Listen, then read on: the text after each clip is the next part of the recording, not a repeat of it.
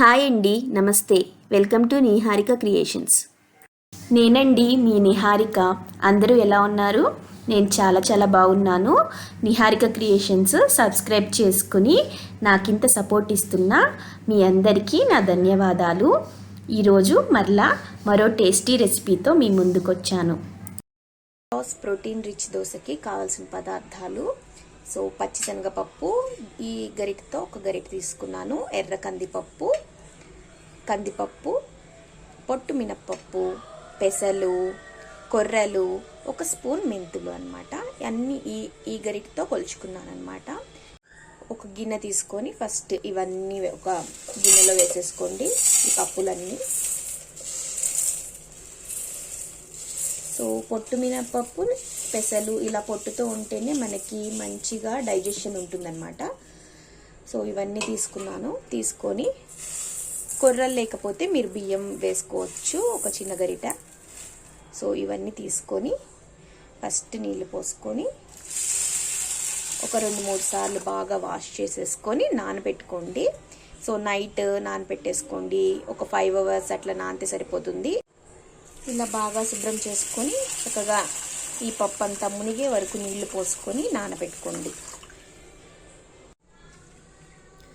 ఇలా 5 to 6 hours మనం ఈ పప్పుల్ని నానబెట్టుకున్న తర్వాత మనం ఒకసారి వాష్ చేసేసుకొని చక్కగా మిక్సీ జార్లో వేసుకొని వీటిని గ్రైండ్ చేసుకోవాలన్నమాట. దీనిలో అల్లము, పచ్చిమిర్చి, కరివేపాకు, జీలకర్ర, తగినంత ఉప్పు వేసుకొని చక్కగా మిక్సీలో గ్రైండ్ చేసుకోండి.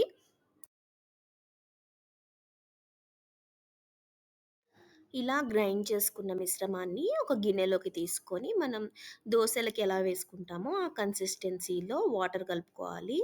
కొంచెం నేను వాము యాడ్ చేస్తున్నాను. వాము అరుగుదలకి చాలా మంచిదనమాట. ఆ ఫ్లేవర్ అనేది నాకు చాలా ఇష్టము. జీలకర్ర కూడా సరిపోతుంది.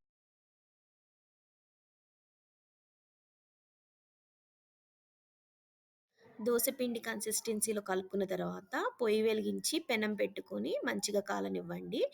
కాలిన తర్వాత సిమ్ చేసుకోండి పొయ్యి.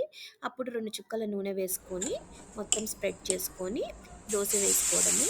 మనకి మెత్తగా కావాలి అంటే కొంచెం మందంగా వేసుకోండి, లేదు అంటే క్రిస్పీగా కావాలి అంటే కొంచెం పలుచగా వేసుకొని ఆయిల్ వేసుకుంటే క్రిస్పీగా వస్తాయి అన్నమాట దోశలు. ఇలా దోశ వేసుకున్న తర్వాత దోశ బాగా కాలిన తర్వాత రెండో వైపు తిప్పుకొని దోశ తీసేసుకోవడమే.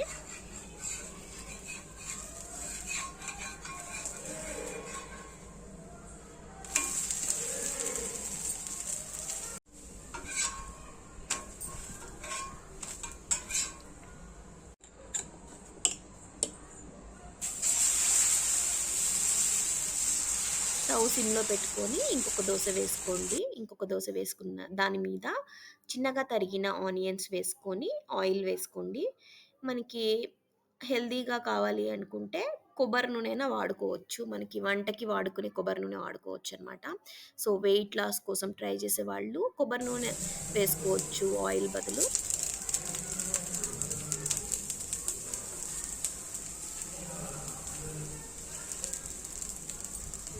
కొబ్బరి నూనె వద్దనుకుంటే ఆలివ్ ఆయిల్ వాడుకోవచ్చు, వుడ్ ప్రెస్డ్ ఆయిల్ వాడుకోవచ్చు, నువ్వుల నూనె వేసుకోవచ్చు, ఆవాల నూనె వేసుకోవచ్చు అనమాట. అంతేనండి, ఎంతో రుచికరమైన healthy protein rich dosa ready అయిపోయింది.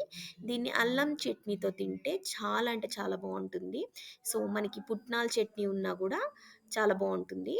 కొబ్బరి చట్నీ అయినా తినచ్చు, టమాటో చట్నీతో అయినా తినచ్చు. మీకు కనుక ఈ రెసిపీ నచ్చినట్లయితే please like, share and subscribe. Thank you.